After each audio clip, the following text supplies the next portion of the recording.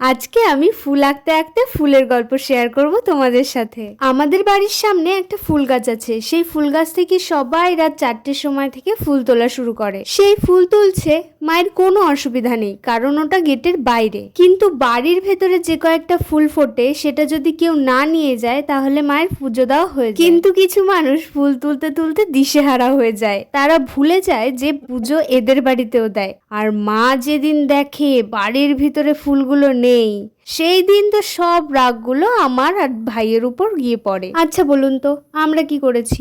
যখন বলি তুমি তো ভোরবেলা উঠে ফুলগুলো তুলে নিতে পারো, মা বলে আমার বাড়ির ভেতরের ফুল, যখন খুশি তখন তুলবো, অন্যরা কেন তুলে নিয়ে যাবে? তাহলে যারা নেয় তাদের বলবে। মা বলে তাদের বলতে গেলে তো আমার রাতের ঘুম বাদ দিয়ে তাদের জন্য বসে থাকতে হবে।